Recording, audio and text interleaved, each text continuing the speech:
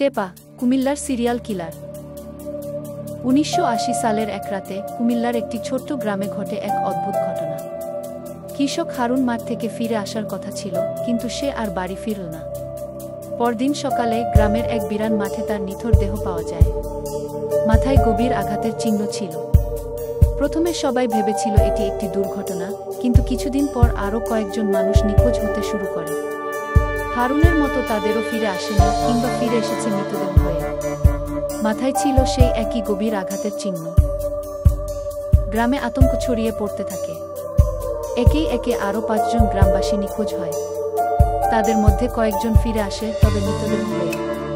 Police তদন্ত শুরু করেছিল, কিন্তু কেউই বুঝতে পারছিল না কি ঘটছে। গ্রামবাসীদের মধ্যে এক নাম উঠে আসে বারবার, আনোয়ার, যাকে সবাই টেপা বলে জানে। টেপা বা আনোয়ার ছিল একজন সাধারণ কৃষক, কিন্তু তার মধ্যে ছিল কিছু অদ্ভুততা। রাতের অন্ধকারে সে একা ঘুরে বেড়াত। তার চোখে ছিল এক অদ্ভুত চাহনি, যেন কিছু লুকিয়ে রেখেছে। গ্রামবাসীরা তাকে সন্দেহের চোখে দেখতে শুরু করে।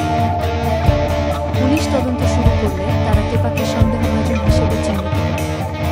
তার বাড়িতে তল্লাশি চালানো হয়, আর সেখানে পাওয়া যায় চাঞ্চল্যকর প্রমাণ, নিখোঁজ হওয়া ব্যক্তিদের কিছু ব্যক্তিগত জিনিস এবং হত্যার কাজে ব্যবহৃত উপকরণ। তদন্তের চাপে টেপা একে একে সবকিছু স্বীকার করে ফেলে। হ্যাঁ, আমি করেছি, টেপা বলে, আমি ১৫ জনকে হত্যা করেছি। তাদের মৃত্যু আমাকে পূর্ণতা দেয়। তাদের চোখে ভয় দেখতে পেতাম, তখন আমি শক্তিশালী হয়ে উঠতাম। তাদের ভয় আমাকে আনন্দ দেয়।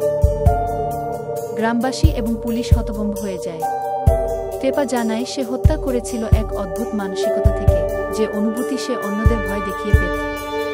Bangladesh. This is a horrific serial killing incident in the history of Bangladesh. But one question remains: did Tepa kill more people? This is a terrible example of the dark side of humanity. What do you think? How did you like this story of Tepa? Let us know in the comments. And don't forget to subscribe to our channel to hear more stories like this. Thank you. Stay well, stay safe.